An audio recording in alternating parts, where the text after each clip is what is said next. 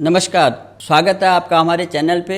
जैसे कि आप देखते हैं कि भारतीय जनता पार्टी को देख कर के सारे देश में जो विपक्षी पार्टियां बौखला जाती हैं। पश्चिम बंगाल में जब चुनाव होने जा रहे हैं तो ममता बनर्जी का जो बौखलाहट बहुत ज़्यादा बढ़ गया है। चुनाव आने वाले हैं तो उसमें जो है उन भारतीय जनता पार्टी के बीच में फूट डालने की और तमाम भ्रांतियाँ फैलाने की जो है कोशिश की जा रही है ममता बनर्जी की तरफ से। पवन त्यागी जी बैठे हैं, हम उनसे पूछते हैं कि ममता बनर्जी के संबंध में वो कितना बता सकते हैं और चुनाव होंगे पश्चिम बंगाल में, उसमें क्या प्रभाव पड़ेगा और ममता बनर्जी की तरफ से जो है वो जो बौखलाहट वो क्यों हो रही है। सर आप बताइएगा कि किस तरह से जो आप देखते हैं पश्चिम बंगाल की राजनीति को। देखिए, पश्चिम बंगाल में अभी ममता बनर्जी ने चुनाव के लिए जो ठेका दिया है वो प्रशांत किशोर को दिया है। ये प्रशांत किशोर वही हैं जो बिहार में नीतीश कुमार का चुनाव लड़वा चुके हैं। तो हालांकि अब ये फेल हैं, इनकी रणनीतियां फेल होने लगी हैं। जब से कांग्रेस के पास गए तब ये कांग्रेस में कोई चमत्कार नहीं कर पाए।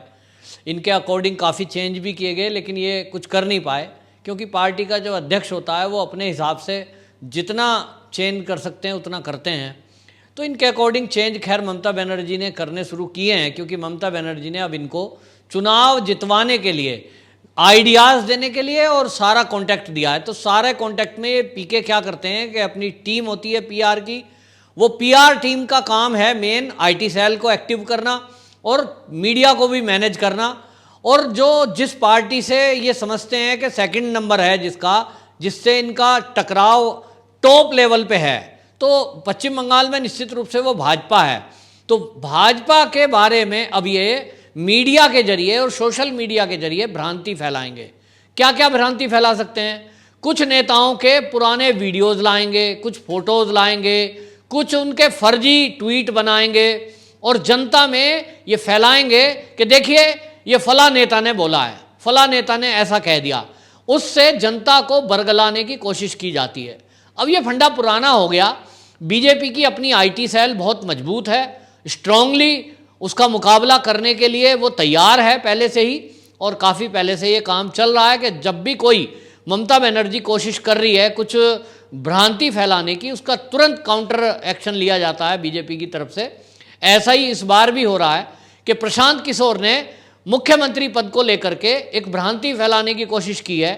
पश्चिम बंगाल में भाजपा के प्रदेश अध्यक्ष दिलीप घोष हैं और उन दिलीप घोष को आप देखते होंगे वो संघर्ष में रहते हैं हमेशा, क्योंकि पश्चिम बंगाल में जितनी राजनीतिक हत्याएं हुई हैं उतनी उससे ज़्यादा केरल में हुई होगी, क्योंकि केरल भी एक राज्य ऐसा है जहां भाजपा के बहुत कार्यकर्ताओं और आरएसएस के कार्यकर्ताओं की हत्याएं की जाती हैं, राजनीतिक कारणों से की जाती हैं।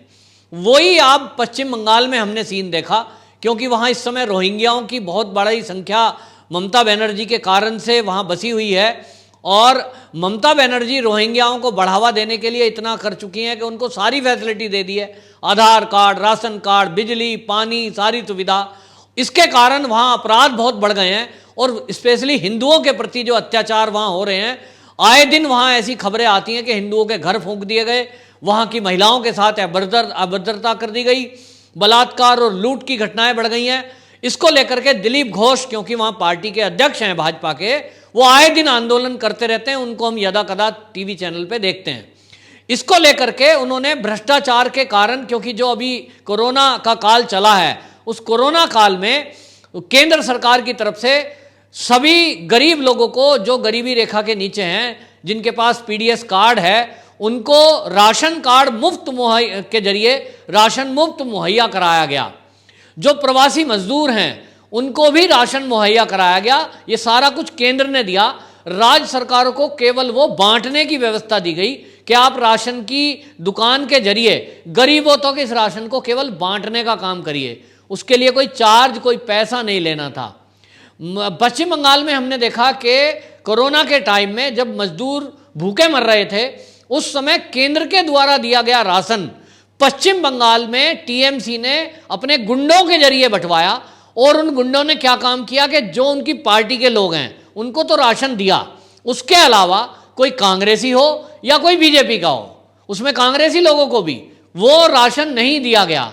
इतने तक बीच में खुलासे हुए, ऐसी वीडियोस हमने देखी, फोटो ऐसी देखी कि वो जो राशन का स्टोर है अब आप देखते हैं जो सरकारी राशन है वो जो है जूट की बोरियां होती हैं, उन जूट की बोरियों से राशन निकालकर, चावल निकालकर, और प्राइवेट पीवीसी का जो पन्नी का थैला होता है, बैग होता है, उसमें रखकर उसको पैक किया जा रहा था और बाजार में बेचते हुए उनको पकड़ा भी गया है।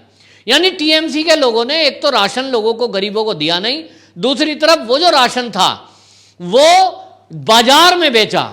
इससे गरीबों को जो राहत केंद्र सरकार के द्वारा दी जानी थी वो राहत के गरीबों तक नहीं पहुंची। ये बड़ा भ्रष्टाचार था, राशन का घोटाला। दूसरी तरफ जो कोरोना के लिए हॉस्पिटल बनाने थे, वो हॉस्पिटलों को हमने देखा कि केंद्र ने पीपीई किट मुहैया कराई, वो पीपीई किट मुहैया हुई केंद्र राज्य सरकारों ने, लेकिन उसका क्या किया ये जांच का विषय है। एक अनुमान है लोगों का, उसको बेच दिया होगा क्योंकि लोगों को वो राहत नहीं मिली। और ऐसे दृश्य हमने देखे कि हॉस्पिटल के अंदर डेड बॉडियां पड़ी हुई हैं, वहीं बीच में मरीज को भी लिटा रखा है। वो वीडियोज लीक हुई, तब उस पर एक्शन क्या होना था? होना तो ये था कि हॉस्पिटलों से वो डेड बॉडियों को जल्दी उठाना चाहिए। पूरे पूरे दिन या तो 2-2 दिन वो डेड बॉडी पड़ी हैं, मरीज भी बीच में पड़े हैं। लेकिन ममता दीदी का एक्शन देखिए, जो अनोखा एक्शन था। उन्होंने किया क्या कि वो वीडियो जो बनी थी उनको लगा के, डॉक्टर ने किसी ने बनाकर वो लीक किए सोशल मीडिया पे, तो डॉक्टरों के लिए एक आदेश पारित कर दिया गया कि डॉक्टर जो भी ड्यूटी पे आएंगे या जो भी हॉस्पिटल का स्टाफ वार्ड में अंदर घुसेगा, वो पहले अपना मोबाइल फोन अपने लॉकर में रख के आएगा या घर रख के आएगा। मोबाइल फोन हॉस्पिटल के अंदर वार्ड में अलाउ नहीं है। ये ममता दीदी का तुगलकी फरमान था, क्योंकि उनको खतरा हुआ कि अंदर की बात बाहर चली जाएगी। मतलब भ्रष्टाचार नहीं रोका, जो भ्रष्टाचार को उजागर कर रहा है उसको रोका। इतनी तक खबरें हमारे पास हैं, मेरे कुछ मित्र वहां पश्चिम बंगाल में रहते हैं, कि यदि टीएमसी के गुंडों को यह पता लग गया कि मीडिया या सोशल मीडिया पे फला फला आदमी ने कोई वीडियो अपलोड की है, कोई खबर की है, किसी दूसरे प्रदेश में बैठे हुए दोस्त को बताया है। मुझे मेरा दोस्त फोन कर रहा था, वो कह रहा था अगर आप मेरी बात लीक कर दोगे तो ये टीएमसी के गुंडे मेरे घर में आके मेरा मर्डर कर देंगे। मैंने कहा भाई आपका मर्डर कैसे हो जाएगा? उनको कैसे पता लगेगा कि आप टीएमसी के पक्षधर हैं या बीजेपी के पक्ष में हैं, या आप कोई खबर बता रहे हैं? कह रहे हैं उनके गुंडे क्या करते हैं, लोगों को फोन करते हैं और फोन करके क्या कहते हैं कि देखिए मैं पत्रकार बोल रहा हूं और आप अपनी कॉलोनी में बताइए क्या हाल है।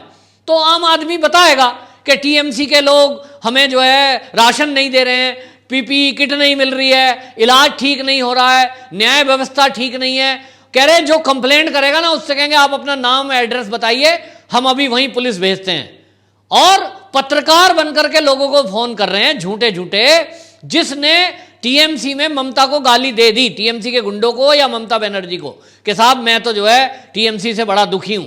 बस उसके घर गुंडे पहुंचते हैं और उसकी हत्या तक कर देते हैं। यह काम वहां किया जा रहा था।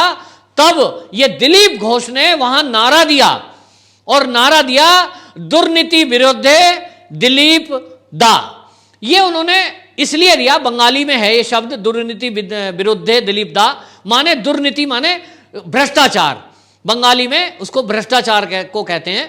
तो भ्रष्टाचार के विरुद्ध दिलीप दा, इन्होंने एक अभियान चलाया और उस अभियान में इन्होंने बल्कि एक ऐप भी डेवलप किया, एक वेबसाइट लॉन्च की और यह कहा कि पश्चिम बंगाल में जहां भी कहीं आपको भ्रष्टाचार दिखे, किसी भी एरिया में भ्रष्टाचार हो रहा हो सरकारी स्तर पर, आप हमें इस वेबसाइट के जरिए सूचना दीजिए, हम केंद्र से कार्रवाई कराएंगे, क्योंकि राज तो करेगा नहीं, या हम उसको हाईलाइट कराएंगे। इस नारे को लेकर के ये जो प्रशांत किशोर है, इसने एक अफवाह चलानी शुरू कर दी। और वो अफवाह क्या चलानी शुरू करी कि भाई जो भाजपा है इन्होंने अपना मुख्यमंत्री का कैंडिडेट घोषित कर दिया है, दिलीप घोष को।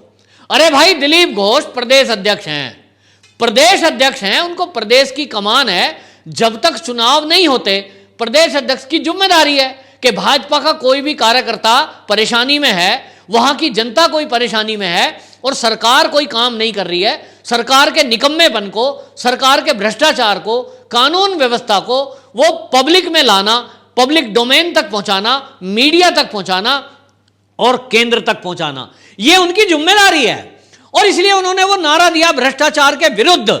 लेकिन ममता बनर्जी ने, उसके पीके की टीम ने इसको वहां से उठाया और प्रचार शुरू कर दिया कि भाई ये तो मुख्यमंत्री का कैंडिडेट बन गए हैं और इन्होंने नारा दे दिया है ममता बनर्जी के विरुद्ध। अब ये क्यों कहा इन्होंने ऐसा, पीके ने इसलिए फैलाना शुरू की ये अफवाह ताकि भाजपा के जो कार्यकर्ता अपनी पूरी तैयारी कर रहे हैं, वहां जीत के लिए कोशिश कर रहे हैं पिछले कई साल से। मान लीजिए कोई 20 लोग ऐसे होंगे जो केंद्रीय समिति में हैं, वहां की प्रदेश की कार्यकारिणी में, उनमें से हर आदमी सोचता होगा कि मुख्यमंत्री मैं बन जाऊं, और टीम लीडरशिप ये कहती है कि वो टीम लीडर सबको लेके चलेगा जो कि अध्यक्ष है। तो अगर पहले नाम घोषित हो गया तो बाकी जो सोच रहे होंगे, जो सपने बुन रहे होंगे, वो तो बैठ जाएंगे, अरे मैं थोड़े ही मुख्यमंत्री बनूंगा, दिलीप घोष बनेंगे, तो मैं क्यों मेहनत करूं। अक्सर राजनीति में ऐसा देखा गया है। भाजपा के जितने भी चुनाव हुए हैं, कुछ ऐसे स्टेट को अगर छोड़ दें जहां पहले से भाजपा की सरकार है, तो किसी भी राज्य में कोई भी पार्टी मुख्यमंत्री का कैंडिडेट घोषित नहीं करती है। ममता बनर्जी पहले से मुख्यमंत्री पश्चिम बंगाल में है, सेकंड कोई लीडर वहां ना तो वो खड़ा होने देंगी और ना कोई है, वहां बोलने का कल्चर नहीं है, वहां तो वो घोषित है। भाजपा कैसे अभी कोई अपना कैंडिडेट घोषित कर देगी।